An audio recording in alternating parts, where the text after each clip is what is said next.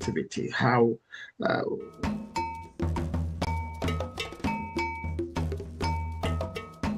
Thank you for joining me on this episode of Say Prayer Guys May Nigeria Never Happen to You on YouTube via Nostalgia Media. My name is Richie Adewusi. Yes, we are 2 hours behind today. Not an accident. We did announce last episode that there's an event which we had to play a streaming role, at for, and then we scheduled it to.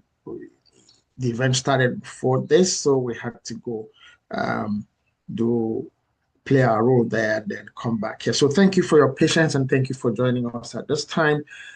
Today we are looking at issues around productivity versus lootocracy, the looting that goes on instead of the productivity that should go on. So we are taking our stories around that topic today. So thank you for being here.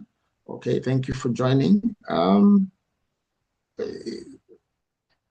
think my guys are getting things upside down a little bit today. I wanted to, well, just in case that has happened, I would like for you to see it again. As a young lady, a journalist, interviewing one of the principal officers, a minister actually, of the present administration in Nigeria, about a particular project. I want you to listen again carefully. The journalist's questions and the minister's distractive, deflective, non-committal, who are you kind of response. And that wouldn't be the first time. So I want you to watch that video again of the Minister of Works in Nigeria, Dave Umahi,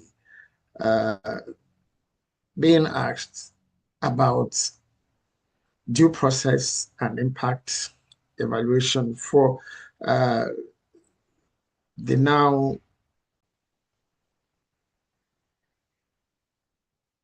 contentious, in many ways, coastal highway. Okay, let's listen to that interview. I believe they must have played it initially, but then I wanted to pay attention to what a public servant, how a public servant took a serious issue and wanted to trivialize it, to throw the journalist. So that's not the first time he will do that. Okay, and then how that lends anything to issues around accountability, issues around productivity. Let's listen to him. Okay, let's listen to him. We'll come back. You mentioned the ESIA is currently being carried out by... Sister, I was raised in the village. Me, I'm not here for me. Well, sorry. So try to speak. I can't help the way I speak. You mentioned that the ESIA was being carried out at the moment. The EIA Act of 1992... I need interpreter. Well, you have enough people next to you. The EIA Act of 1992 states that an EIA must be approved by the Federal Ministry of Environment before the commencement project, unless an exemption has been given. It's not done so. There is preliminary approval, there is final approval. Has an exemption been given? And if so, if you have the preliminary approval... Exemption of what? For the project to start without the final approval. If you have the preliminary approval, can this be shared? We are following due process. So can we have a copy of the preliminary approval? It is federal government that approval? gives the approval. It's not you. So can we have a copy of the preliminary approval? We have the approval. And you can make that public to the media? Everything in order. Okay, thank you.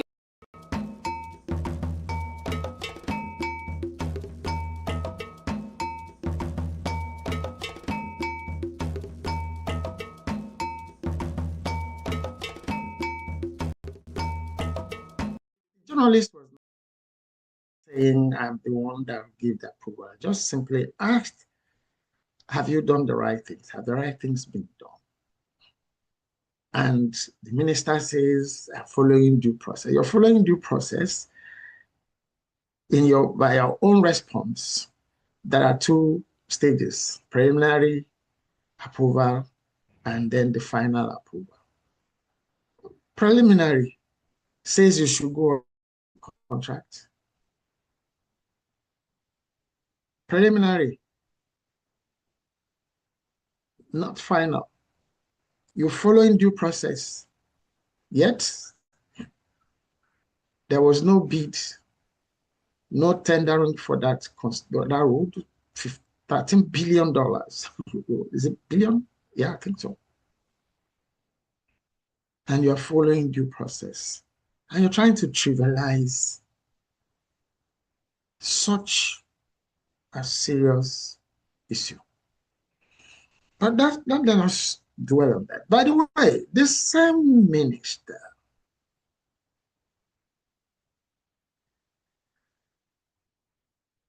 a young woman,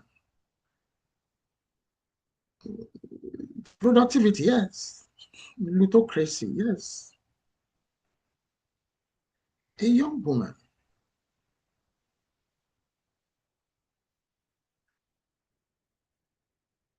died in his country home, in his village home.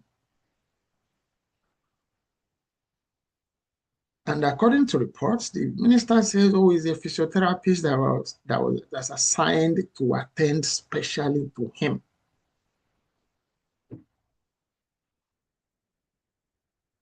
For those of you who don't know what I'm talking about,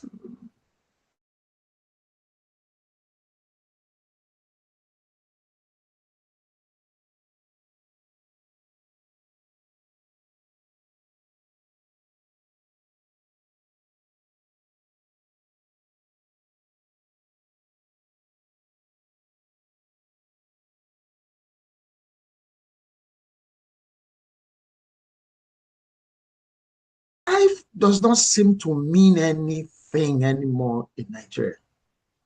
Living, breathing, being alive. Life just seems to have no value anymore. The same minister, Dave Umahi, when he was the governor of Ebonyi State, the state in which this young woman, if my guys will find that picture, died in his country home, village home. When he was minister, when he was governor, 5 engineers associated with the project or to a project in his state as he was governor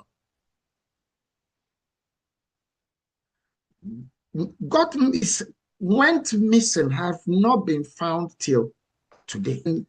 Is waved off as if it's nothing.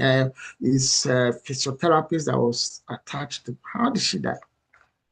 The reports say she was found naked, brought out naked. And that minister still has his job. He's still in office. Listen to the disdainful way he was responding to that journalist. I'm not accountable to you. It's not you that will give up. The young woman did not say, he's asking you, have you followed due process that you claimed you followed? It's reported that the young woman's, not the journalist, I'm sorry, the physiotherapist's father has said he's not interested in pursuing. No, sir, it's beyond you. It's not about witch hunting anybody. No, it's about due process too, still. It's about making life come back to having meaning and value in Nigeria again. There are so many narratives. Oh, it must be she went to do this. Well, what she went to do is not what the issue is. She has a right to life. And we've said it. The basic property any human being has that belongs to that person is life.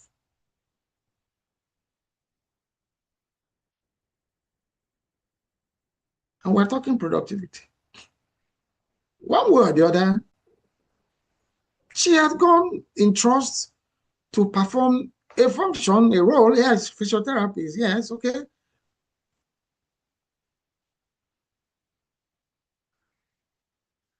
And then died under what circumstances? No news about it, no announcements about it until an online media organization picked it up. And then we hear, oh, it's a physiotherapist attached by who?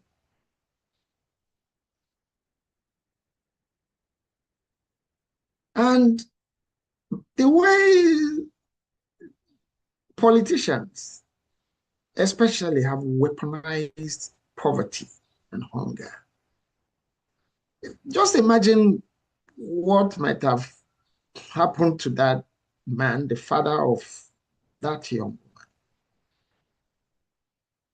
Yes, the one you're looking at, that's supposed to be what you see on the screen, supposed to be flyers for her burial, which was supposed to be today, 17th of July. But then, and the father will want to bury her. No, no. What killed her? The same minister, oh, I did souvenirs for him. I didn't do souvenirs. He put on towel coming to her. I didn't put on towel. That lady ended up making videos, apologizing and all. But you just know that those things are just drama, play acting. The same person.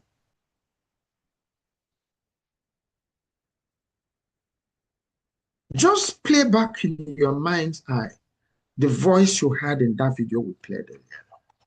That's a serious person. That's a person that feels is responsible to anybody and is a public servant. Responsible for, that's just one project of $13 billion of a road to nowhere.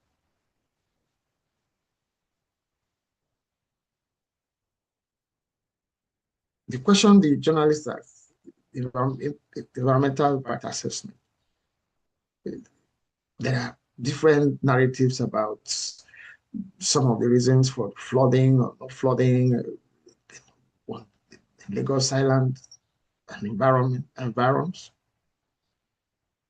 Whether it's related to that construction or not related to that construction, the important thing is 1992, same government, not same administration, the governance is a continuum, felt that there has to be a process to be followed before certain kinds of constructions could happen. What was the hurry? What's your hurry? Preliminary approval. By who? Can you provide it? No, you have it. It's not you. So the federal government is a law unto itself. The federal government is not accountable to anyone. That's what you just heard. So is it a surprise that, okay, because I'm federal government, you shouldn't ask me any question? I'm above the law. You're not, sir. Sorry. Including in the case of the death of that young woman.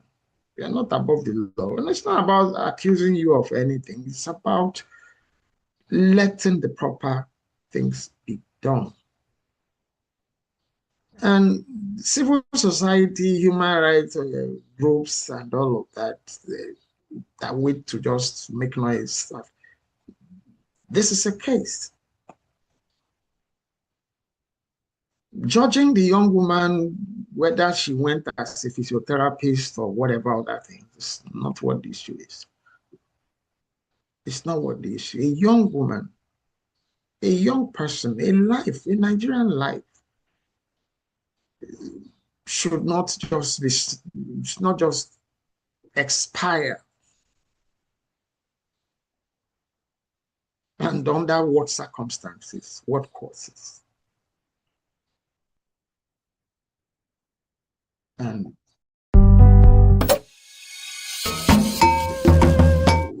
we're going somewhere. And this, the same group, PLC, the Lutocracy Nigerian PLC, the same group.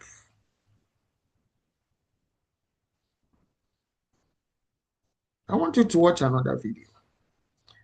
And there's a proverb, there's something they say, a house divided against itself. What will happen? Can it stand? No, it cannot stand. So increasingly every day we begin to continue to ask, what exactly is the APC administration of Asiwaju Bola Ahmed Tinubu going to campaign with?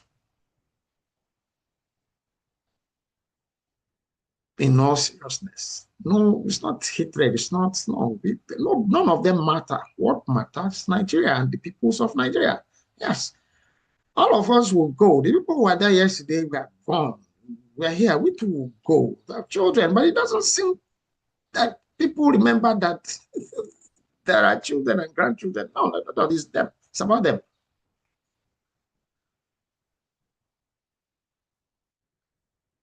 For the Senate president to be poking jokes about another incident happened, they all defend, no, it's AI, it's no. And why targeting Senator Adams Oshomole? Now, why? Because Senator Adams Oshomole, like him or hate him, has stood up to say, look, we must ask questions about spending, hold South Africa accountable for the losses Nigerian citizens or Nigerians have suffered in South Africa, their businesses and all of that, by targeting South African companies in Nigeria. I said no. Senate said no. Why? Most of them are directors. They following the committee guidelines and findings and meetings outcome to say that a former NNPC public officer, Melekere, should appear. And they said arrest. The committee said arrest him. In short, the language was dead or alive. Not my words. Go and check this. Over a certain issue of a little matter, yes, a little matter of 210 trillion naira. An issue that's raised by the accounting group inside the NNPC itself, not the Senate.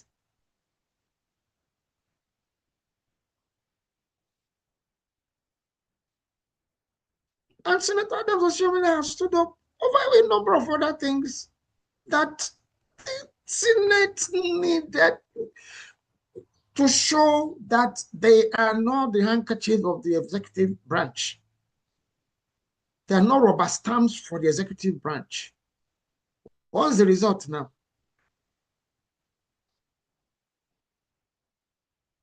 Senator Adams Oshomole has now become the handkerchief, tissue, face wiper of the other senators. One of the issues that Senator Adams Oshomole raised, some other senator, at least one other senator, that has stood his ground over time, Senator Ine Abaribe, who is responsible for calling for the withdrawal of military personnel assigned to guide some children, I think it was Kebbi State, who made that call. We ran a full episode here on that. No answer. Adams Oshomole, no answer. So what's the result? What's the payback to now mock him, to now seek to embarrass him? Let us hear the Senate President of Nigeria, Godswill Akpabio, that should be in jail.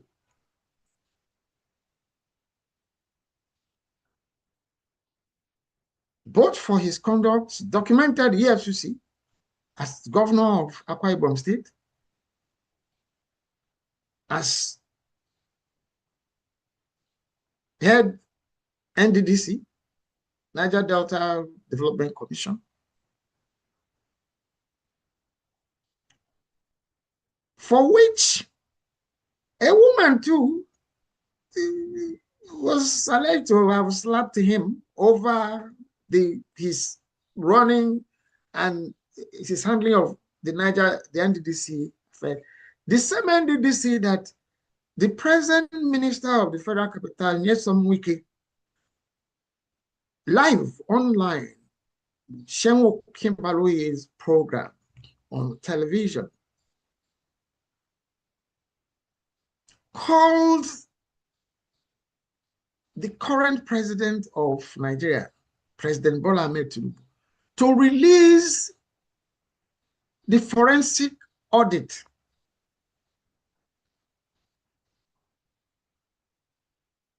for the NDDC, where he alleged that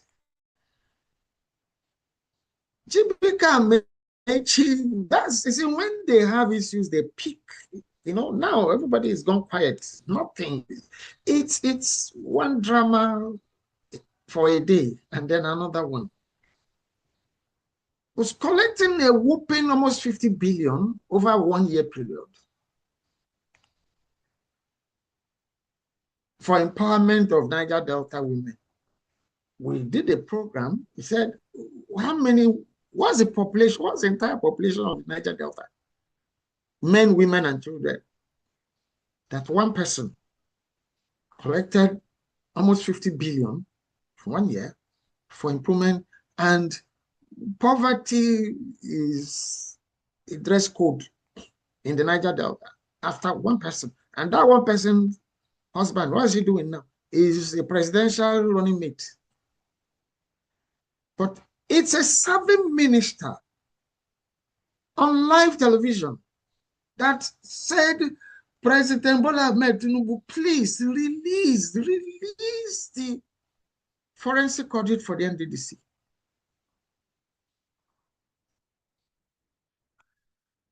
Has it been released? Has anything been done?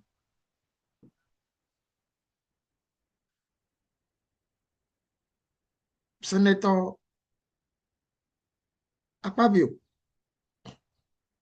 could be laughing about Senator Adams Oshomole because he has not been held accountable. Both of them have issues. Both of them. It's Adams Oshomole himself that say, well, come on, when you cross over to APC, all your sins are forgiven, including his own, including the one for Akpabio. No. The looting has to come to Nigeria has to develop. The time for accountability is here. Has to be here, has to be now. So for everybody who is clapping for these people, forget tribe, forget, okay, every day Providence gives you a reason to wake up. You refuse.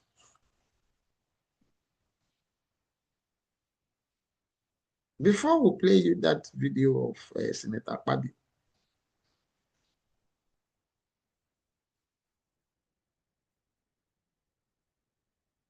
the most recent I mean, the one that's out there now, that is still out there more now, is the issue of fake agency or no fake agency, fake DG or no fake DG. Eventually now, a court said arrest him for not showing up.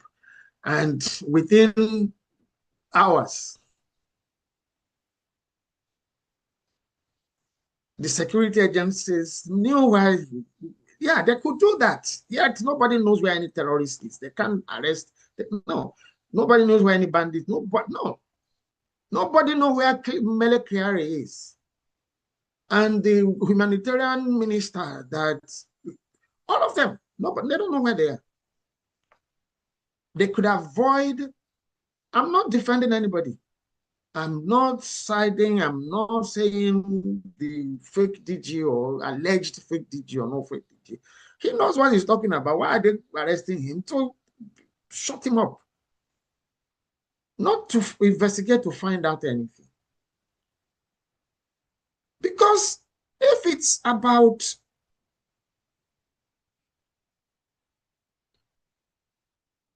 focusing on productivity, on productive endeavors, things that lead to productivity instead of plutocracy, yes, you've done well. You've arrested that guy. He is not alone.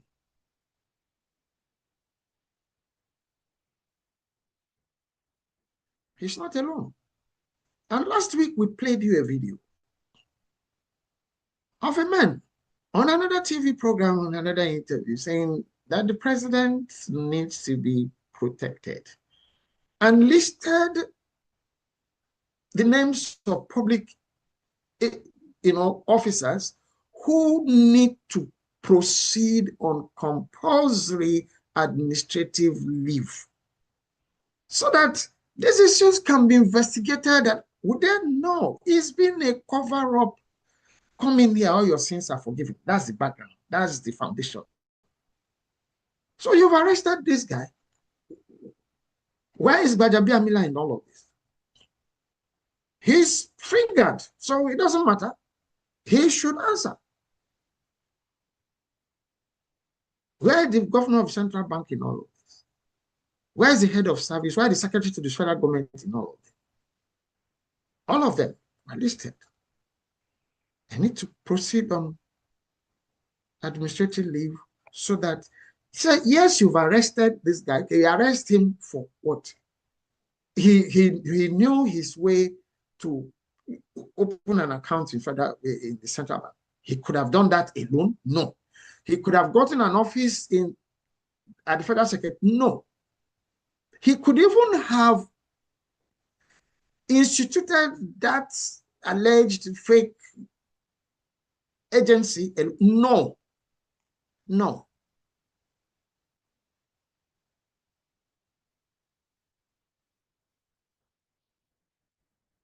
Bigger than Nigeria, bigger than the law.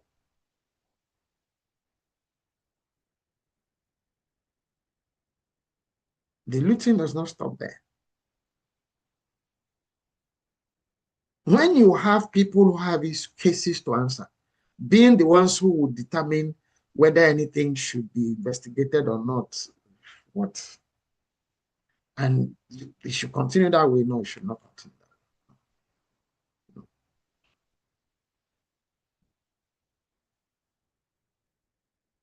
Let's hear Senator Papi. And I will play for you again. Yes. The gentleman who posited that President Tinubu needs to be protected. Yes.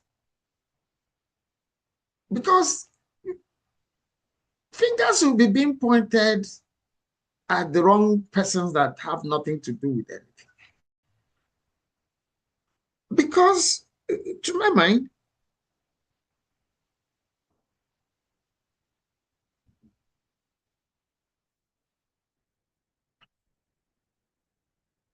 the cover-ups, some of these issues, there are two, is left or right. Can be both. Can it be both? Could it be both? It's either the president knows what's going on or he doesn't. Every which way, none of it is good.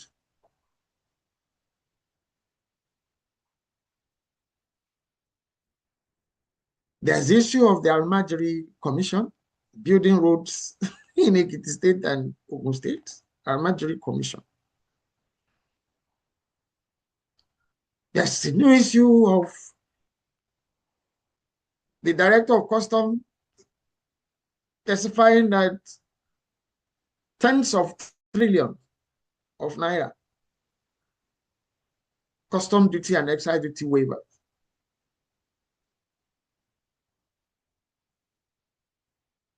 There's another incident of using a funny law, if you like, some people say non-existent law, to take funds from a petroleum agency.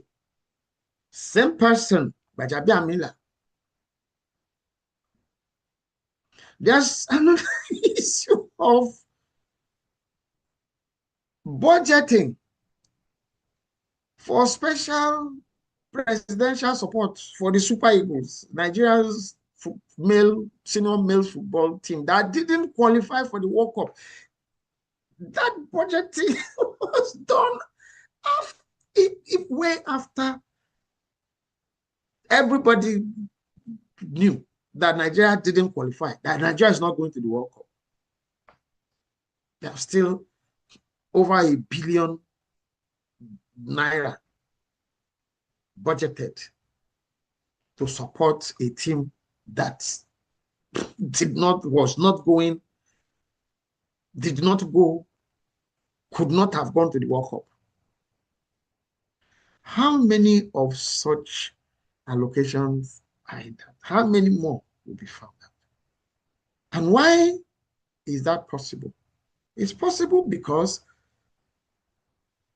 the legislative arm of government, which should perform oversight over all of this, including budgetary issues, including finance issues,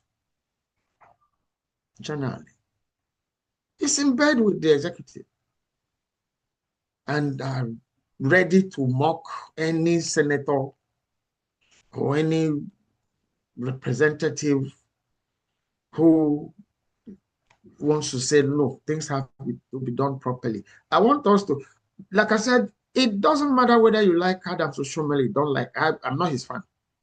If you read this book, this same book, this same book, you will know why.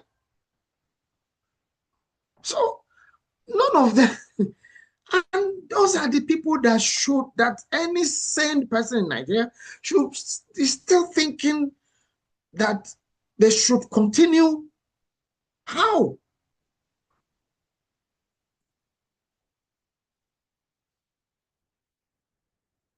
In case you're asking me, what is it with you and this your book?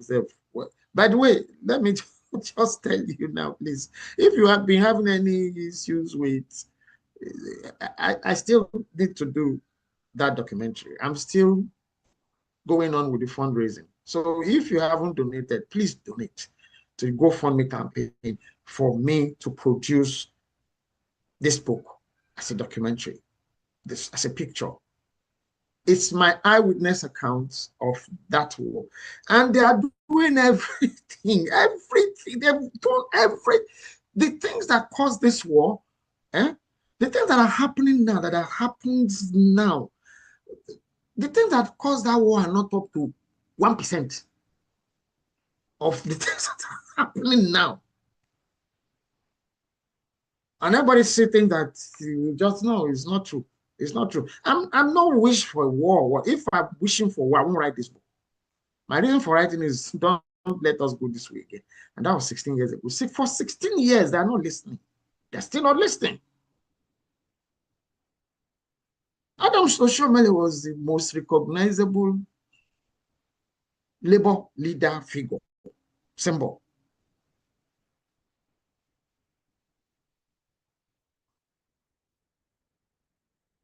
At about the time I wrote this book, just shortly before the presidential election, I wrote this book. Adams Oshiomhole did not, they had formed Labour Party, the same Labour, yes, the same Labour Party. Now they have formed it that time. But Adams Oshiomhole did not present himself as the presidential candidate for the Labour Party. Instead, he abandoned Labour Party and went, everybody is saying Peter Obi did this one, Peter Obi left this place, Peter Obi left this place. Yeah, they want you to talk about things because they know you don't check things to know what's been going on. Adams Oshiomhole abandoned the Labour Party that they formed and went to contest gubernatorial election in Edo State on the platform of a different party. ACN, I think, yeah. And of course, they say the rest. They say it's the same Adam will show me. They say, look, come cross over to APC. All your sins are forgiven, and that's what has happened. That's what is happening. I narrated that story here in this book about Adam Oshiomhole because somebody who was very close, who was, as at that time, a vice president of the Nigerian Labour Congress, NLC, is my immediate elder brother. And it was him I was having that conversation that I now narrated in this book about.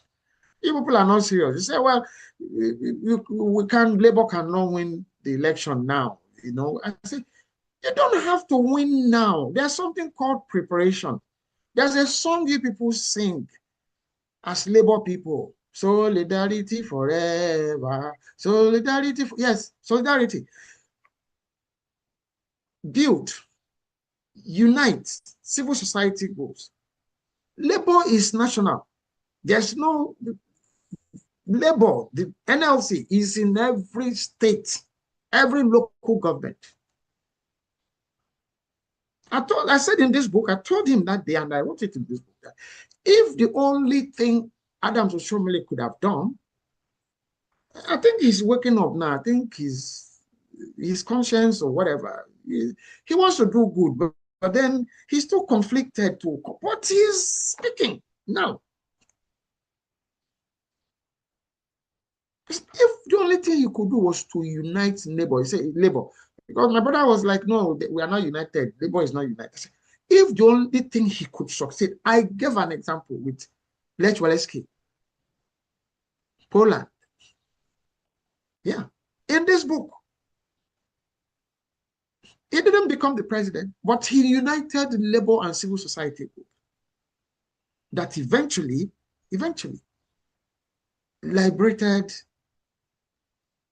Poland from authoritarian governance.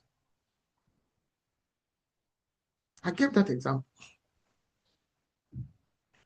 But Oshiomhole had gone from, but now he's gone full circle. He's saying, like I said, he's conflicted. He knows that if he talks at it, the same people who, that's a warning salvo they're giving him. We are making mockery of you now that you are kissing somebody, a girl's leg inside a plane that they say was AI at that time. From the mouth of a Senate president. Because you feel you want to get even or hit somebody who is saying things should be done properly. Regardless of what is yesterday, where people can repent, people can decide to, yes, he has to. He has to start with somebody, he has to start from somewhere. This, including Wike, who says, release that forensic audit for the NDDC. Has it been done? No, because they will not be in jail, including Wike himself. If that audit is, but then they know it's just theater. Just say it so that it's not like they're released. Why is it not released? Why is it not being released? Instead, more and more. Please, let us hear Senator Akpabio laugh. And then not only him, as he was cracking his joke, other senators are laughing. When they make this crazy statements from the president to the wife to the senator, It's so disheartening that you hear people clapping, laughing. Yeah. So let's hear Senator Pabio try to deride Senator Adams on the floor of the Senate. Not that there is an beer parlor. Senate, seated at his seat as Senate President. Let's hear Senator. Showing one of our senators in a plane massaging the leg of a girl.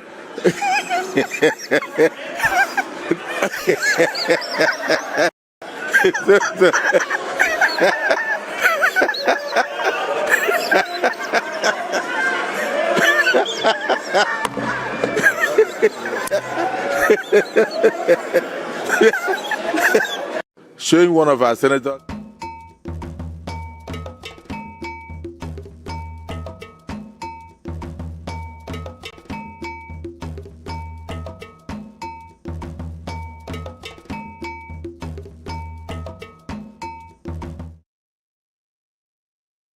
In case you've not seen that video before, well, you've seen it now. Well, if you've seen it before, well, you've seen it again. What's one more thing that you should have taken note of there is that Senate in session, the Senate President on his seat. Somebody walked up to him, high five, fist pump. That's the Senate leader. Senator Okpeyemi Bamidele. It tells you, yes, we are here. We are with you.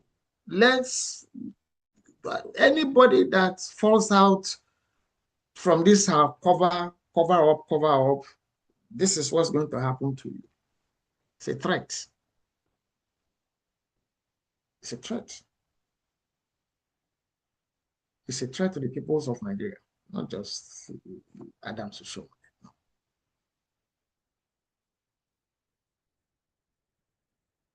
It's a threat.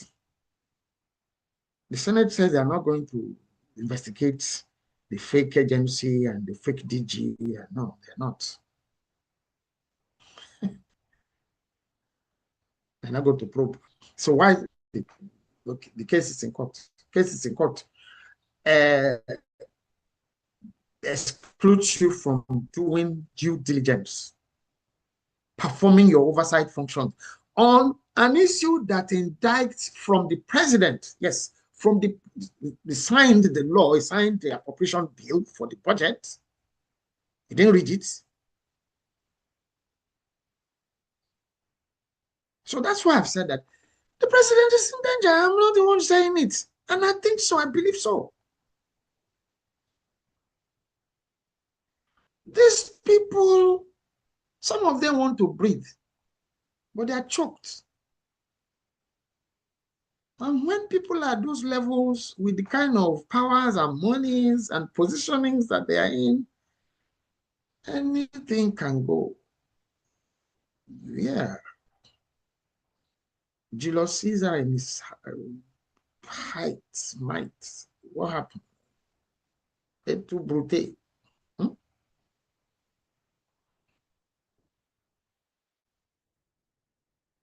How, first, please, let's understand this. Before I play again the video of that man who says protect the president, I'm repeating it here. I don't wish him a vote. I don't support him. Meaning his policies, his anticipated. It cannot be that unless you are criminally minded, that you cannot get anything done. It can't be true. No. Here is the crazy part of this thing. My question then is, does the president really understand what it means for him to say everything stops on his table? Or is it sounding like his Minister of Works is the federal government that gives approval, not you? Meaning not the people, you are nothing, don't matter. Everything stops on your table. You are not Nigeria. You represent, you're supposed to represent Nigeria. So when you now endorse people who have issues to answer, you are making yourself, yes, you are saying you to have issues to answer. You are not above the law. The president of Nigeria is not above the law. He could have immunity, yes, over, it's not going to be there forever. And if you had a functioning legislature, it's not immune to impeachment. And it's certainly not immune to for being voted out of the office. And this is where this system is important. Somebody sent me a message yesterday. There was a picture, Peter Obi and some other two people. I think Malami was one of those, the former AGF, Attorney General of the Federation, another person in that picture. And that person said they are all close to any of those other people. He says it himself. He tells you, I'm not a saint, but I'm not a thief. And I asked that question, I said to that person, do you think that Obi has any terrible thing to answer for and he'll be walking on the street? No, long time ago he will be that they have locked him up. Since they are still looking, they will still keep looking, they will manufacture. And I'm sure that they've seen that this manufacture is not going to happen. It's not going to work. Integrity, accountability.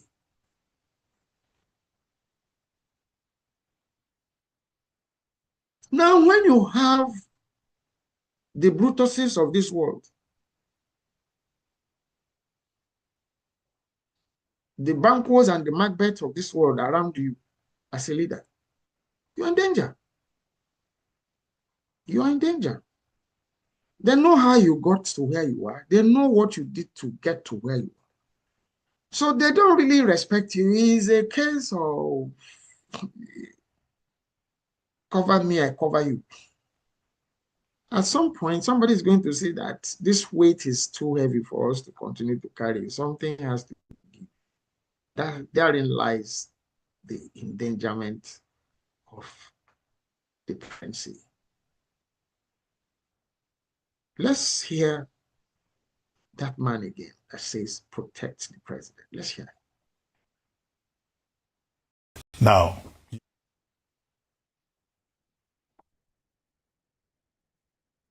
Now, your take on this fake agency scandal and what some people interpret as Gajagate. And then, of course, what will you recommend as the next steps forward? The alleged fake DG of the alleged fake agency that has everything an agency should have, that functioned for about 2 years, that said he paid a bribe to get that position. And people have testified, including some of the people who are close to the same APC.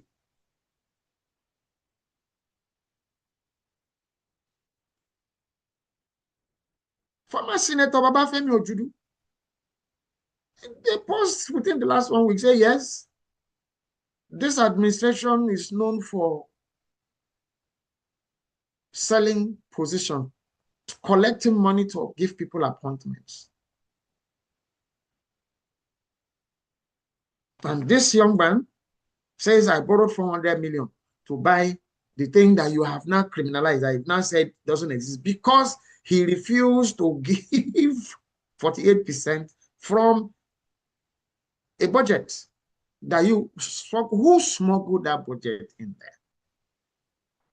No, this we have to find out, because there can be a productive. Look at all the monies that are in. Look at the figures. Look at the processes. You're spending so much time in these contrived controversies, manufactured controversies. that no time is spent in being. Have you had anybody from APC campaigning to say this is what we are going to do? Or this is the one that we said we are going to do, this how much of it we have done. No, it's who are you? It doesn't matter. Now, I didn't have anything before. Now I'm there now. So what? No, you don't have. Let's listen to that man. The important thing about this man's pronouncement is not Asiwaju Bola Ahmed Tinubu's an individual. Is that office? Is the presidency? Take it up, take it down. He's the president of Nigeria right now. And that needs to be protected. That office needs to be protected because that he has to answer. He has to do the right thing about all of these controversies. They won't just go away. And then you are seeking re-election, huh?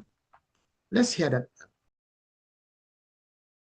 Now, your take on this fake agency scandal and what some people interpret as Gajagate.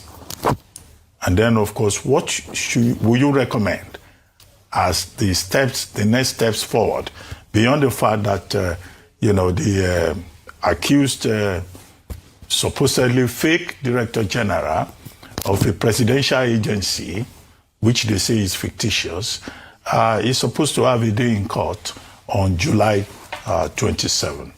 How, in the first place, would this kind of scandal occur? Who dropped the ball? What is the remedy?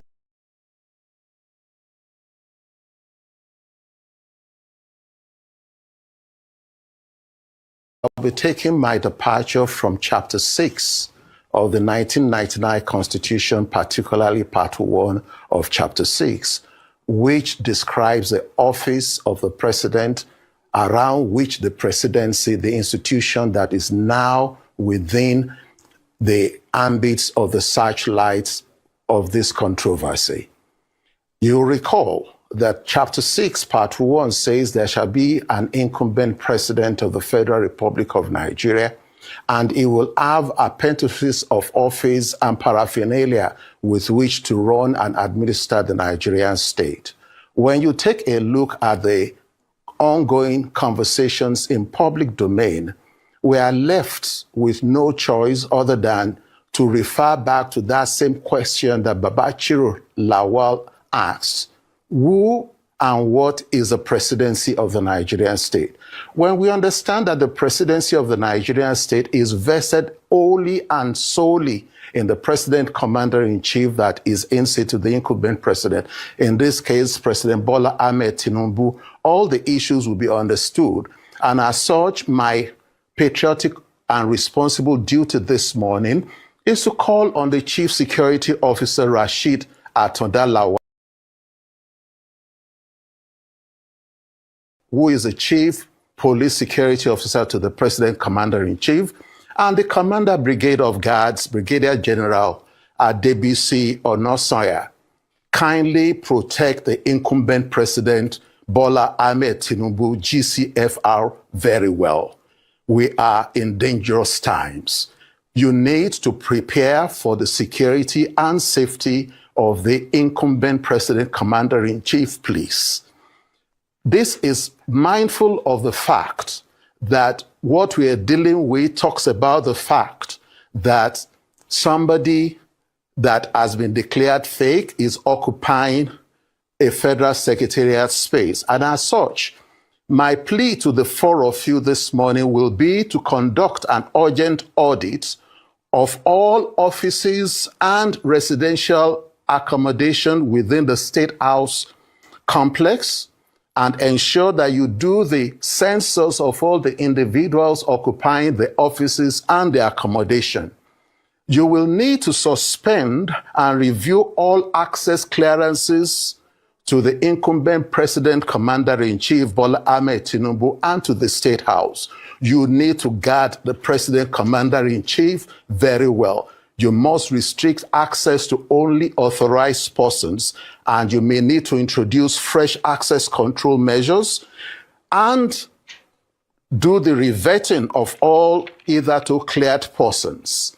Number two, I now invite President Commander-in-Chief Bola Ahmed Tinubu, GCFR, pursuant to the provisions of the Tribunals of Inquiry Act, Cap T21, Laws of the Federation of Nigeria 2004, as per Section 1 of the Tribunals Inquiry Act, that he should proceed within the next 48 hours to institute a tribunal of inquiry and preferably a judicial panel of inquiry considering the magnitude of what we are dealing with. I am aware that Nigerians have trust deficit issues with the incumbent administration, but these are the statutory constitutional things within the legal provisos of Chapter 6, Part 1 of the 1999 Constitution.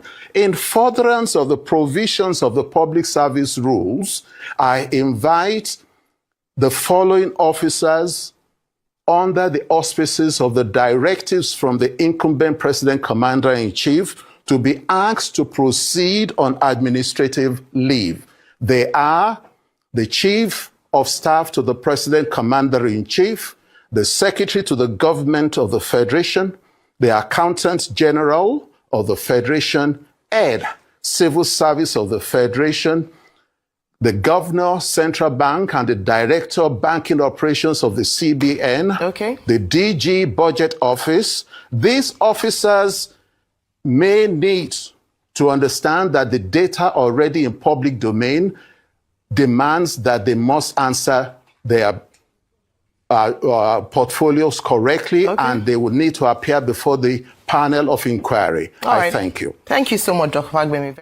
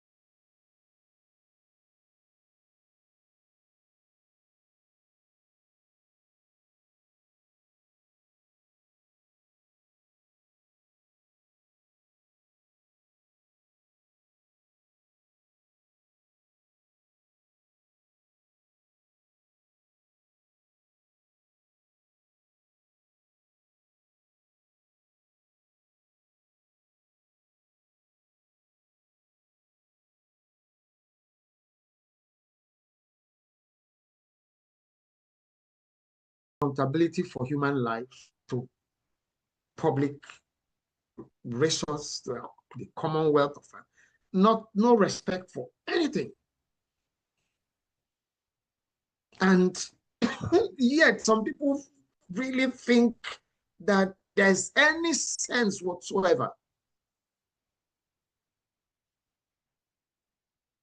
for this administration to do what?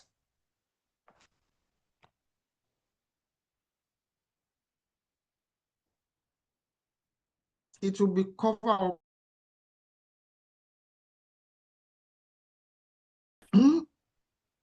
There's a very popular one, the previous one. Nigerians woke up sometime in June of 1998. Early in the morning, don't say, don't talk, don't say. By noon, Nigerians were on the street dancing.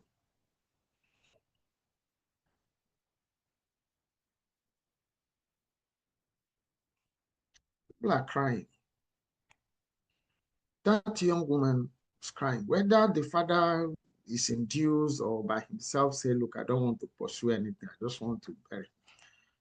Whether the children and teachers in Oyo were released or rescued or not. Like we said, when you hear, you're going to listen to our in-house video. the smoking gun about whatever happened or didn't happen in that or your kidnapping and abduction issue. The smoking gun is with those children. Yes. The adults, there have been talks of cars. Somebody who comes out, the next thing you're talking about is car. What brought about the issue of the car? But the car has been given, right? So when that abduction happened, I'm not getting distracted. We're talking about, say, even human life. No accountability for human life. It doesn't, everything is just a joke now. Don't matter. Can't just go on. Fist pump. Yeah. We're here. Now we did. No. What makes you today is to be on the side of the people. This government, this administration is not on the side of the people at all.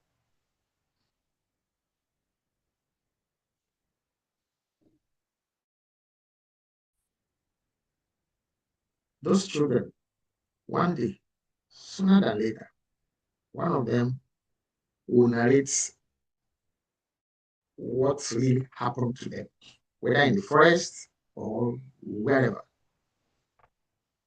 They are children. I work with children. They are children. They will talk, which is their issues, their welfare, their health over time. Yeah. The Senate again. Why is Makinde? Why is he talking? Why is he asking for UN independent investigation into what really happened? He's a state governor. He's not saying, he knows more than what he's saying. He has his own intel. He's a governor of a state that was ignored for political reasons. And we said this for political reasons that what happened, we said it ab initio on this program. Go to this channel in Nigeria Never Happened to check the part. When that kidnapping happened, we said it that this thing has every dressing of a political vendetta or whatever. Who are you to say you want to be president? Yeah. And we said it that time. Maybe they are negotiation, they say they want to talk only, they don't want to talk to the, remember, they don't want to talk to the families of the, no, they only want to talk to the governor, to the government. And we said then maybe the part of the condition would be that he should step down. He should not say he wants to. That wasn't part of what was announced eventually, but then it's everybody saying what, all everything that's been said, including the governor himself. No? Why is he looking for some big guy in quotes? Nigeria is a sovereign nation, so the UN cannot decide for them what will happen. So if a state governor is feeling helpless, that is the story. That's the import of UN.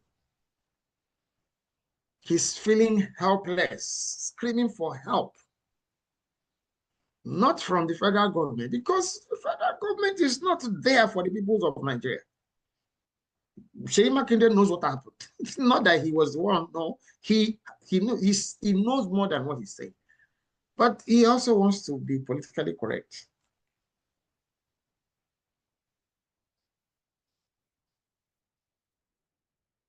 Protect the president. Mr. President, everything stops on your table includes the fact that you are accountable for what you say, yes, it happened on my watch. Yeah.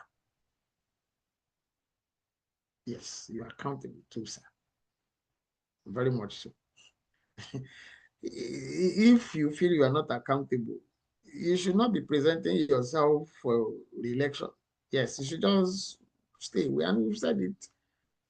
Obi and Kwakwanso are your best get out of jail free card. By now, you should be negotiating safe landing. But there must be accountability. There must be accountability.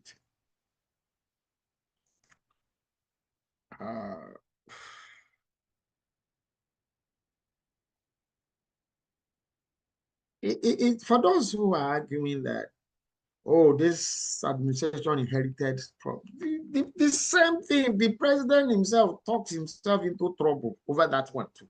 You inherited from an administration that you say is your partner. You say you are Buhari, Buhari is you.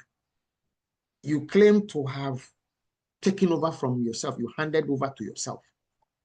So when your aides are talking, when the presidential aides, when people from APC, the ruling party, are talking, do they think that the rest of us have sawdust in our brain?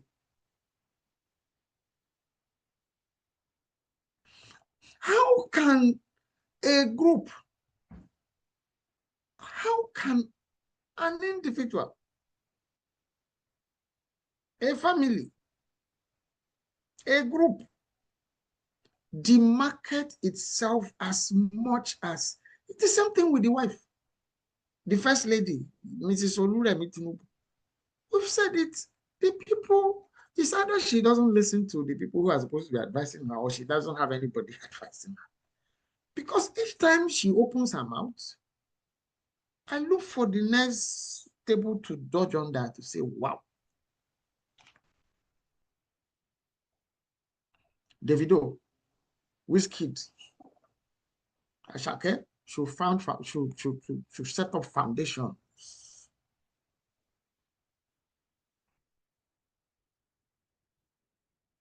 to do what with their hard-earned personal funds, to do what government should do with their commonwealth, or the commonwealth of the peoples of Nigeria. You are deflecting, okay, it's now responsibility of private citizens to do the work of. Who told you that those young men are not helping people in their own ways? They should found foundation.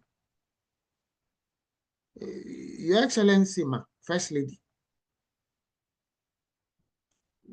there is a foundation called New Era, right? New Era Foundation. Why is it? Why are you not running with it anymore? If you are, what is it doing for the peoples of Nigeria? Go and sell kulikuli. Go and sell akara. Go and sell corn. Don't forget to add pepper and tomatoes.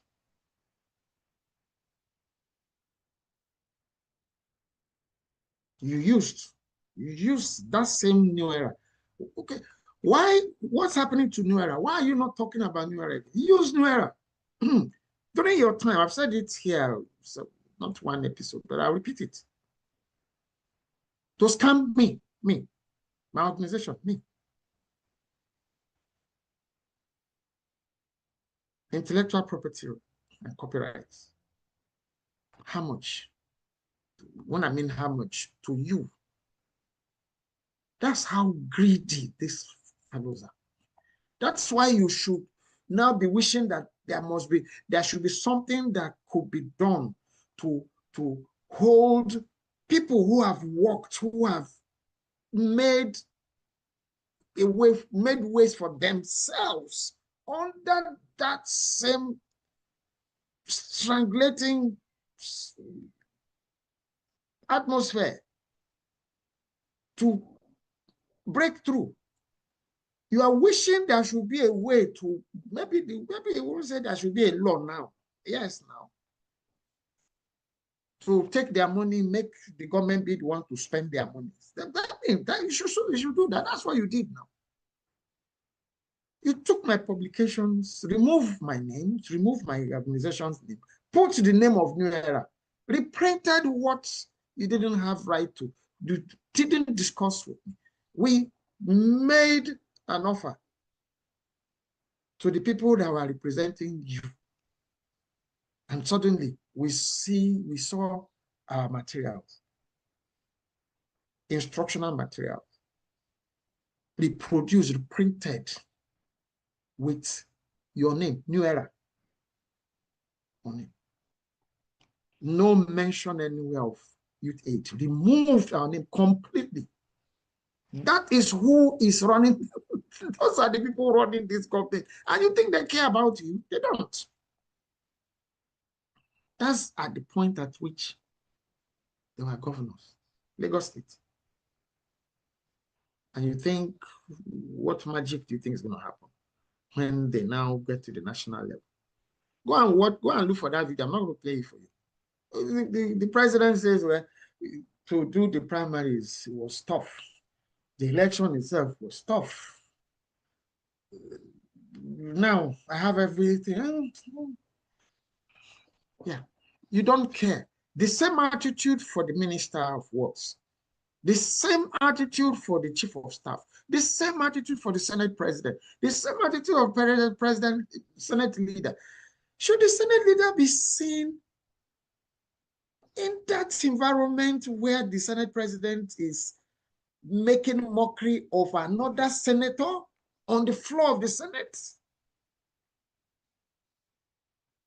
Should he? No. But he says whatever is being done, they are in it. Oshamole, be careful. We are after you. We are, no. But we said it in a couple of episodes, before now. Something worried me in this book when I wrote it. People were agitating. The agitations didn't start today, but then that time, people were afraid to die. But I've been saying it continuously. Listen. Nigerians are no longer for people in one room tweeting on Twitter. No, they're on the streets.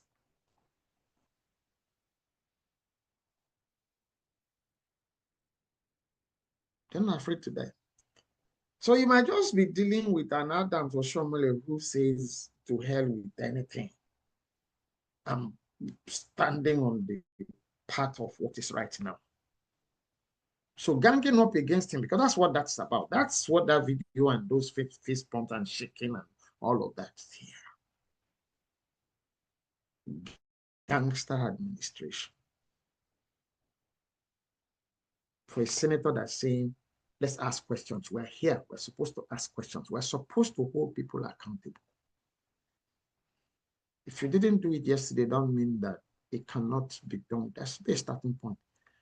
Even if it's make believe, so that you are campaigning, you want to. If not that you have other plans, those other plans are not going to be helpful. Going to be helpful. That woman who died in Mahi's house, the other young women like herself, they have been pushed to the wall. They are not afraid to die anymore. They're not. If we talk, we die. If we don't talk, we die. So it's better make we talk and do what? And die. By the way, sorry, yeah, we have yeah. We have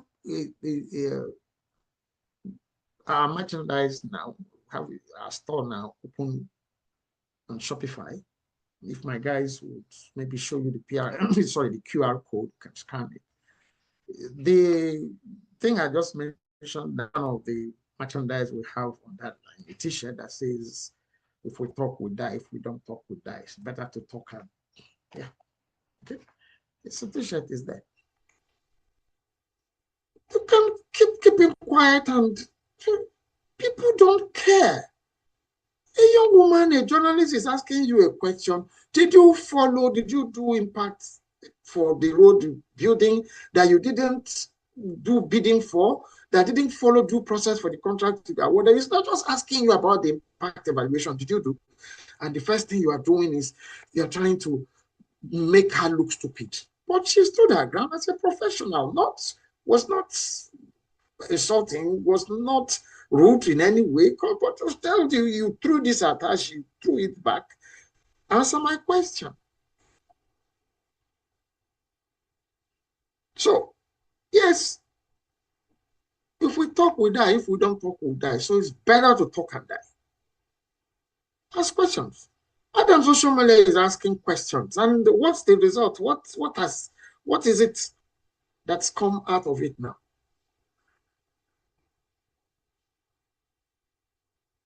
Making mockery of him. I'm not saying whatever he did in the private plane or didn't do was right. No, we're talking about what he's doing as per the job he got elected or got appointed or got whatever selected to do in the Senate. He's saying we must ask questions. We must hold people accountable. You're trying to shut him up by ganging up against him, by making mockery of him, by telling him, look, this is all of us. But Senator Adam Toshomere, stand your ground. Nigerians are behind you. It's better for you to take your chances with the peoples of Nigeria. Yes, all of you in the Senate. It is better for you to stand on the side of the people than on the side of a gang. Yeah, a gang.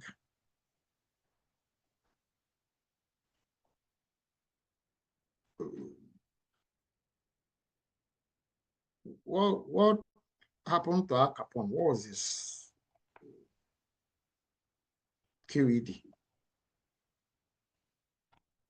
All of those mafia families, okay. There are remnants of them that are offsprings that are still doing, but though, at the end of the day, go and check their history. I will recommend one movie for you, Gangster Chronicles. Go online, check Gangster Chronicles, watch it. It's a series. You see how the people will always win. Better to stand on the part of the people.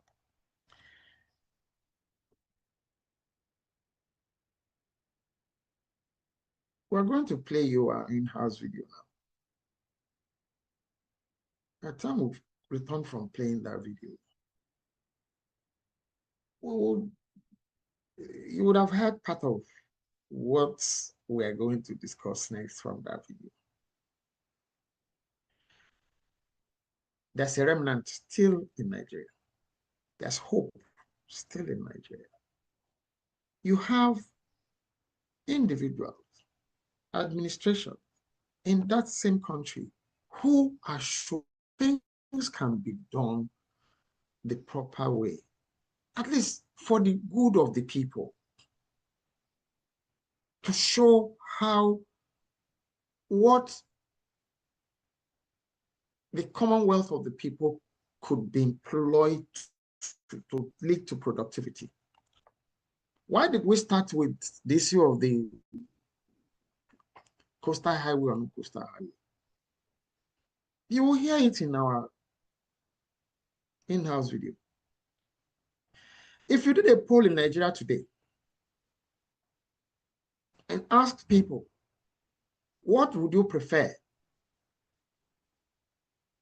To have electricity or to have super highways in Nigeria?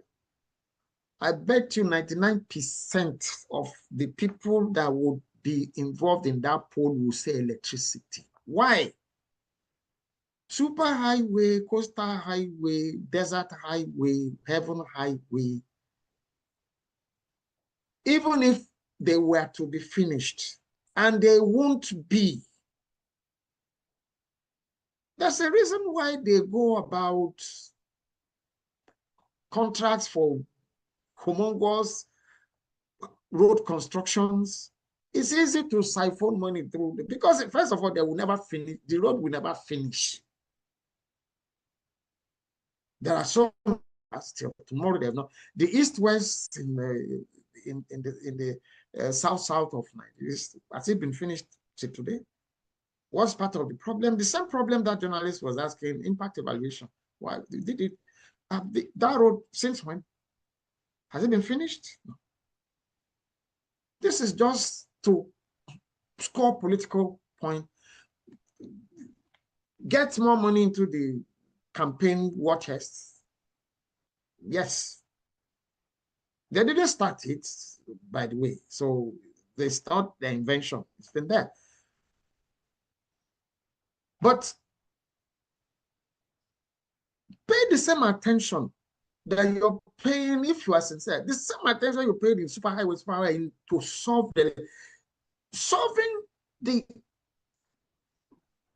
will not be 100%. It's not one day, it cannot be done in one day. Paying this same kind of attention, budgetary and otherwise, attention on making a headway in the power sector would solve a myriad of problems, from employment to the productivity we are talking about. Because you want to set up business in Nigeria and you don't have you first of all set up a department, technical department that will have engineer for your power needs, electricity needs, power generation.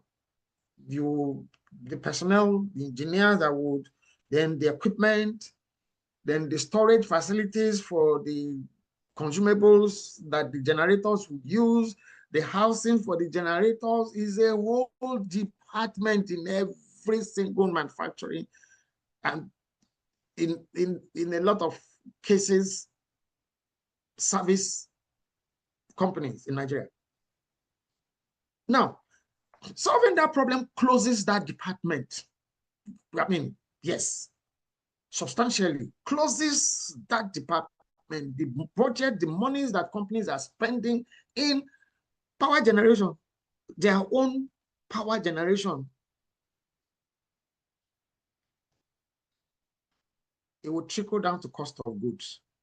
It will trickle down to how much, people are paid. It will trickle down to new people being employed. It will trickle down to new businesses being founded or, established and being run. It will trickle down to production, more production, more goods, more services. And it is now. It's not futuristic. Like we said in that video, you will hear it. 99% of the people who are alive in Nigeria today, I didn't say 20%, 99% of the people who are alive in Nigeria today will never use those super highways, coastal highways, desert highways, or whatever highways. But 100%, yes, 100% of the peoples of Nigeria will flourish by the reason of an improvement in the power sector, electricity sector. Yes.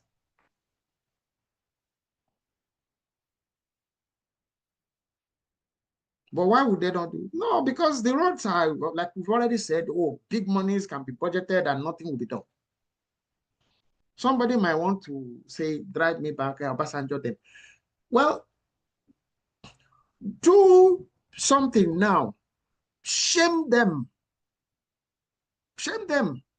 And say, when you want to be president now, Turaki Atiku, you want to be president now. When you were vice president, you people budgeted $16 billion for electricity. Nothing happened. Now, we have... Do something and let those things speak for you. No. What they are doing is controversies after controversies, for looting, for stealing.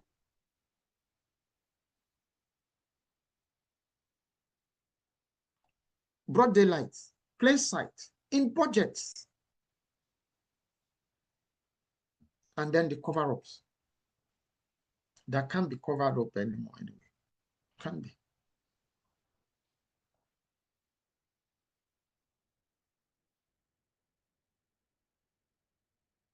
This is not hatred for anybody. This is love for Nigeria and the peoples of Nigeria. Yes. Things can still happen better. This administration can still rescue itself, but it's not interested in rescuing itself. It's not. If it is, you won't find that video. You won't find videos like Akpabio laughing or Shomole. No, you won't. Because whatever you think you have against Oshomole has more against all of you. You see, it could be a case of, okay, what? How old am I? Please, whatever. Okay, you want to laugh? Okay, let's laugh. Oh, sure.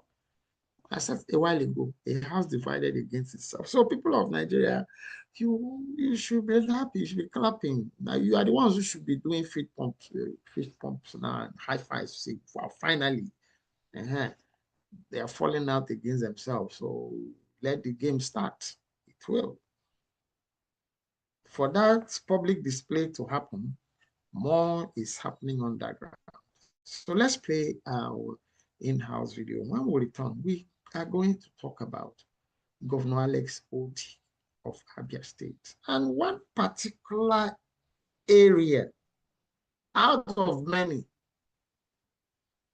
to show someone who is productive minded, the kind of things, investments that puts the Commonwealth to. Watch our in-house video, we'll come back. Millions of Nigerians wake up and begin solving problems their government was elected to solve for them. No power, security, or functioning institutions. They strive to solve such, themselves, with little or no success for lack of enabling environments from which to thrive from their strives. A country where citizens spend most of their energy surviving the state rather than building within it is one that has a critical productivity crisis, enabled by what could be best described as lootocracy, the mindless looting of public funds through complex strategies including but not limited to budget padding, and bogus contracts that lack due processes in the manners of their award and execution. This is episode 11 of the Quest for a Safe Nigeria. Please subscribe and turn on notifications right now so you never miss a video in this series. The federal government of Nigeria is building a coastal road that 99% of Nigerians alive today will never use, while the power sector continues to lack the urgent attention it deserves, needs and requires. Electricity is the single greatest multiplier of economic activity available to any government, yet it is being left in ruins. Governor Alex Oti in Abia State, southeast Nigeria offers a sharp contrast. Smart schools, functioning technology, trained teachers, built-in accountability. That is what a government focused on enabling its people actually produces. However, the federal government of Nigeria seems far more interested in forcefully staying in power than developing the nation. Governor Seyi Makinde has alleged that the Oyo State, southwest Nigeria kidnapping was a conspiracy to discredit him, noting that his presidential declaration came hours before the attack. He has called for a UN-backed investigation.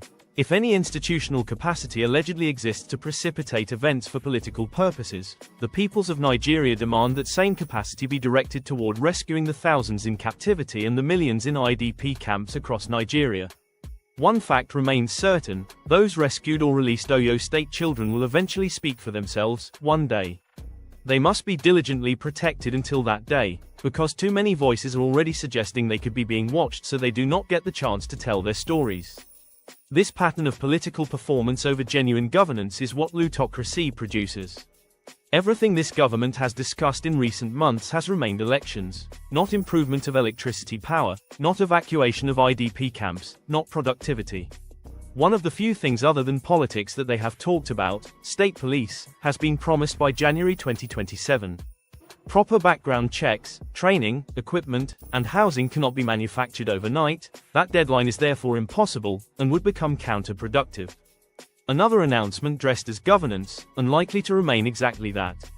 Productivity cannot happen without enabling environments, intentional and timely consistent efforts on the parts of all concerned. This message is captured in Mike Okri's famous song, Time Na Money. Mike Okri was born August 6 in Ughelli, Delta State, South Nigeria, younger brother of celebrated novelist Ben Okri, to a family steeped in music and literature. He studied broadcast journalism at the Television College Jos before storming the Nigerian music scene in 1988 with Concert Fever, produced by the legendary Laulu Akans, becoming the first Nigerian artist signed to CBS Records Nigeria. His Afro-mystic soul sound blended highlife, pop, and spiritual depth into music that spoke across every tribe and generation.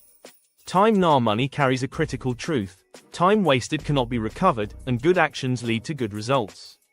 Time na money, oh. Time na money. Time na money, oh. Time na money.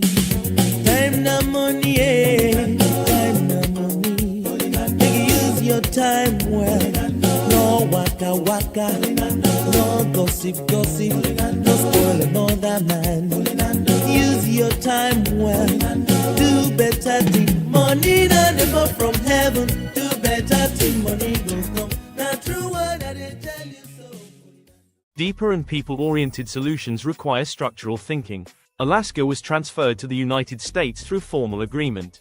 Nigeria can apply that same principle to restructure how its governance is allocated, with the peoples of Nigeria participating through a referendum to determine their preferred governance structures, which should give each region the authority and resources to develop at its own pace.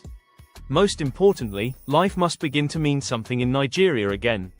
That is the minimum requirement for productivity. There is no synergy between Nigeria's institutions, and there cannot be under a constitution never designed to serve all the peoples of Nigeria equally. The peoples of Nigeria must register and collect their PVCs, demand a restructuring referendum on the 2027 ballot, and insist on the transition back to regions. Productivity is the evidence of a government genuinely doing its job. Until Nigeria has leaders willing to produce that evidence, every candidate must be held accountable for outcomes, not speeches. Our full live stream goes much deeper on all of this. Please watch it at May Nigeria Never Happen to You and bring your questions. Thank you for watching. Please share this video with everyone you know with interest in Nigeria's development and well-being. Please subscribe and turn on notifications so you do not miss the next video. May Nigeria happen for all its peoples, and for friends of Nigeria.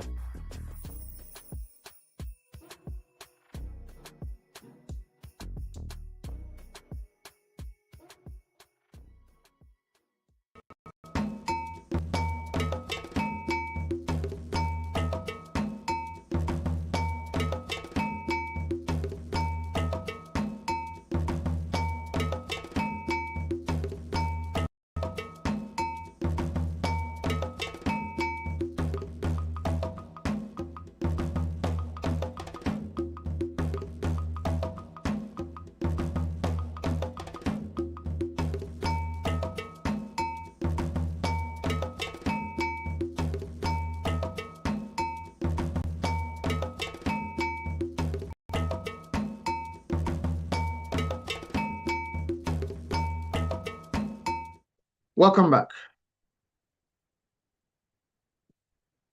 Michael Chris says time na money. Time na money. You might be saying, what's the link? Oh, the link is time. Or wasting time on talking about things, on doing things that don't tend or yield any form of productivity. You're wasting money. You're not doing better thing. Better thing is focus on electricity, not highways that will never get finished anyway to start with. Yet the money would have gone.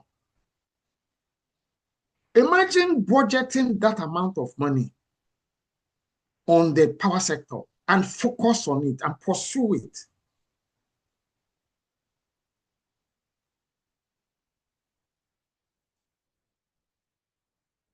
A functioning economy, when a functional and functioning economy, we're talking about micro, not macro. Macro is important. It's also important. Yes, Naira is stronger now. Yes, the foreign, yes, good. But like I keep asking, what does my auntie in the village know about any of this? The guy in the market, the mama in Molite, what do they know about those things? What's their business? It's the general man. And the person you're saying go and fry akara, what's the person's business with macroeconomics? It's about what now. So you cannot do that and leave this other one undone. Asking people to endure. You are not enduring. Going after private citizens to say they should now take their money and then do projects that government should do.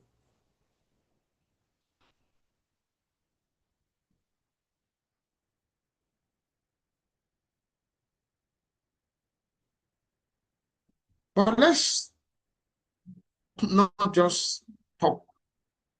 It's not all negative. Someone sent me a video of a school system in Abia State, South East Nigeria, headed by Governor Alex Uti. A smart school. Now, listen, this is not a private school, number one. Number two, it is not a secondary school. This is a public primary school. Now, before you see the video, just imagine what those children would have become in terms of their interaction with technological applications, devices, and concepts and principles by the time they even get to their first year in secondary school and now spend another 5 or so years in secondary school. Just imagine the progression. Yeah. Somebody is now asking the rich people in Abia to come and bring money and go and do it. The other day we shared with you, the Minister of Aviation was in Abia. They went to do a program. Can't remember what that program was. And the minister was like, yes, we know Abia. We said we'll do an airstrip. And the governor said, no, give us that money for airstrip. We'll add money to it. We'll build an international airport. And the Minister of Aviation was in that video to say, yes, we have not brought our own money. That's the federal government counterpart. We know you are already doing, go on doing what you are doing. That is a governor in that same country. I won't be the only one to have seen the video. Let's watch please watch this video of this smart school. Somebody might say, what's the big deal? Is it not just, why haven't you done it? Why are you not doing it? Why shouldn't other states, why shouldn't the federal government itself? You went on to establish an Almajiri commission. Please go and Google to find out what the Almajiri concept is, what it's all about, and where, which geographical locations in Nigeria. It's certainly not Ekiti. It's not Ogun.